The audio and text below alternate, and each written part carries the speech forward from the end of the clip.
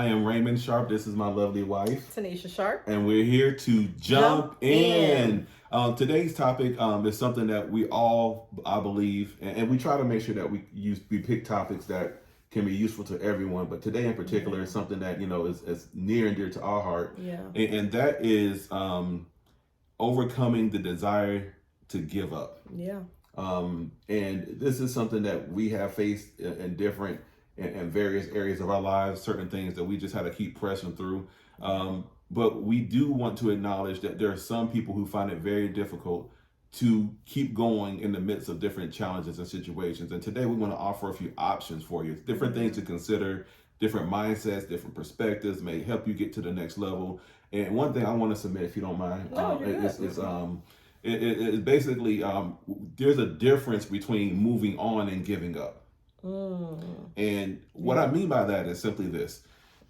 Some of us give up and we stop everything associated with that. We just completely dead it. It's over. I'm not gonna have anything to do with that, instead of evolving in that thing and say, you know what, these 2 or 3 things was holding me up, all this other stuff is still going well, let me drop that and continue to move forward. It's like you're augmenting the process by cutting the dead weight so you can continue to move forward. Some of us just allow the dead weight to cause us to drown, and we stop and completely allow it to kill everything. And I want to encourage you to just understand this, that just because you're going through a challenging situation, there's nothing bad about, well, not say nothing, everything about the situation is not bad. If they had that term, don't throw the baby out with the bathwater. And it's, that became because, back in a certain time period, everyone would take their bath. The baby was the last to take their bath. And, by that time, that water's nasty. And that water has to be thrown out. So don't throw the baby out with the bathwater. But in everything, look to the things that are going well and use those positives as reasons to continue to persist through a situation. And I think sometimes, when you get to a point where I guess you feel like beat down because you go through one thing and then something else happens and then something else happens, and it's like compounding. And sometimes it can be a whole bunch of little stuff that if one more other little thing happens, like you feel like you can't take it. And so, I mean, we've been there, we've had to push through so many different things, disappointments and a lot of stuff that could have, we definitely could have given up so many times, on our relationship. We could have given up just in business, definitely in business. But you have to see the big picture. And when you keep the big picture in front of you, then you focus on that versus, what you're feeling in that moment, know. And if there is no big picture, you got to get you something that you can focus on, that's going to pull you out of whatever it is that you're in. Yeah. And one of the biggest things I would say that's been a benefit to the both of us is that we've had mentors in every area. In different areas of our lives that we're doing things that they've seen the ebbs and flows. They can tell you what's coming. They can tell you that even what you're experiencing on that particular level of growth is okay. It's normal that you go through these challenges, but let me help you with that. And they can help accelerate the process of your suffering. And I think that's where a lot of us are. I think sometimes we're suffering and we're not asking for help, or we're looking for help in the wrong places. And I want to encourage you, once you do get some help, follow that help, follow that guidance, follow that assistance.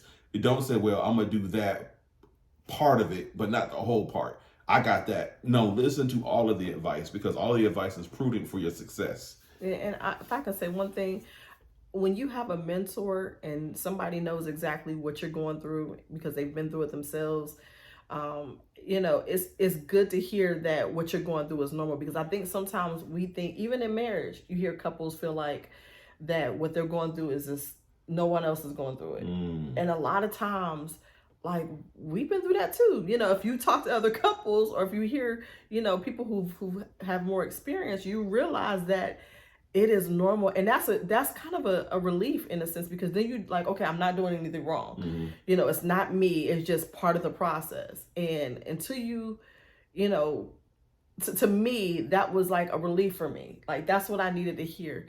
Oh, I can make it. You made it. I can make it. Just stay focused on what I need to stay focused on. And I want to say part of that. So that's important. Yeah, one of the big things that I think that I had challenges with was I think when the kids were young, And I think we had some challenges there when the children were young. And talking to other couples who had young children, like, hey man, it's gonna be okay. It's gonna get because better. you feel like you feel like you're gonna be there for a long time. I mean, we had toddlers and an infant. Yeah. Like 2 toddlers and an infant. Yeah. And I mean, it seemed like we had 3 kids in diapers. Yeah. At the same time. Yeah. Yeah. And so no. Bennett. When I had Bennett, the other 2 had just got potty trained. You're right. My apologies. She's right. Yeah. So they were, when I was pregnant with Bennett, they were my children were 1 and 2 when I was pregnant with Bennett. And so then by the time I had Bennett, I got them potty trained, but that very next month I had Bennett, and I went back into Pampers. It felt like it was 3. But it felt, it does. Yeah.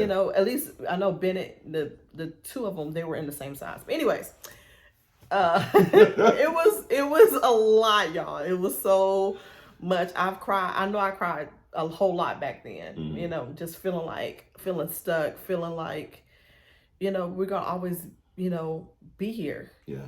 And it was very short, really. One thing that we had to work through that, and I really did I tried my best to kind of encourage you through that. Yeah, you did. Is when, there's a lot of things that you were working on when you got pregnant. Yeah. That, you put a hold on.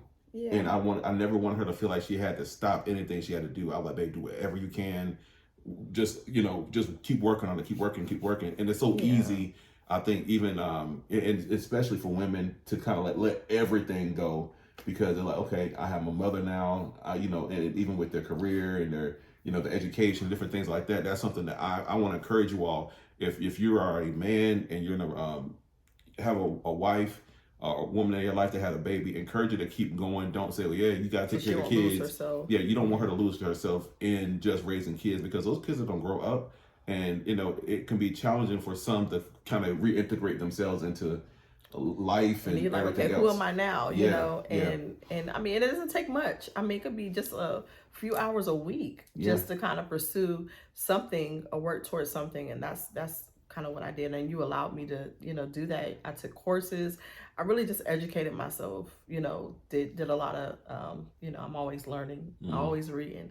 And so, that was good for me, because I was able to hold on to a part of what I knew I was going to get into down the road. So, don't let her lose herself. No, not at all. And even with guys, I know sometimes, we take on additional responsibility. Sometimes some guys feel the pressure of having to be providers.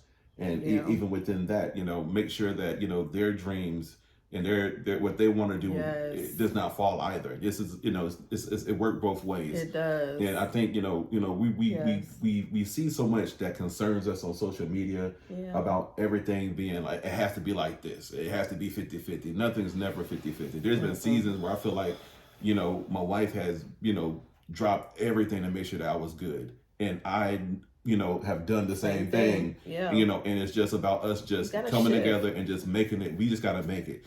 We're on the same team. We're going the same way. What do we have to do to make it through this situation? And that's why it's so important not to give up.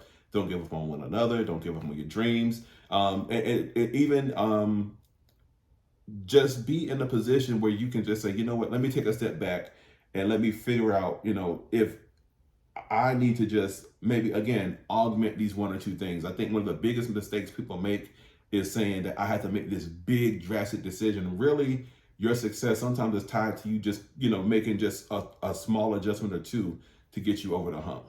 Yeah, I mean, some things are not worth giving up. Most things are not worth giving up. I will say that. And so just press through them, because when you get on that other side, and what I've realized, even, us just getting into our 16 years of marriage, man, every year is always something new that we learn about each other, or something new that comes up, and like, wow, had we, not made it to this point, we would have missed out on this, or you know what I'm saying? And it's getting so much better. Yeah. Like, it's getting so much better. And it's like, when you think it can't get any more better, it's like it gets better. And I'm enjoying it. Like, I really am. And marriage is supposed to be something that you can enjoy. Yeah, absolutely. You should be able to enjoy it. That's why it's very important to select, choose the right one to marry, because you should be able to enjoy it. And it should be, I mean, that's an inside joke. I'm sorry. So this is the reason why I said twice. I believe.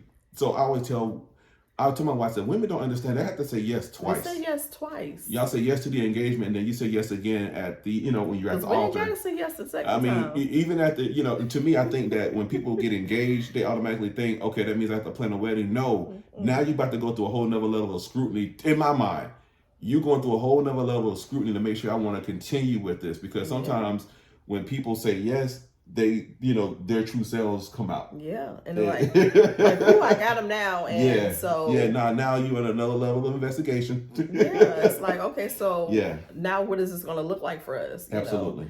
And do I still want it? Yeah. It's okay to say like, no, I'm good. Just because you're engaged, you can break it off. Yeah. Like, so you think about it, things don't work out. You've had all this time with this person. Now all of a sudden we got to start all over again. So we got to heal. We got to, go through all this stuff, and we just wasted so much time, so, but that's pretty much it. I hope you guys got a whole lot out of our discussion on today, and, don't give up. Just don't give up. Some things are worth fighting for and to push through, and then you have to be discerning of those things that you do need to give up. Yes. So, and until next time, we want you to what?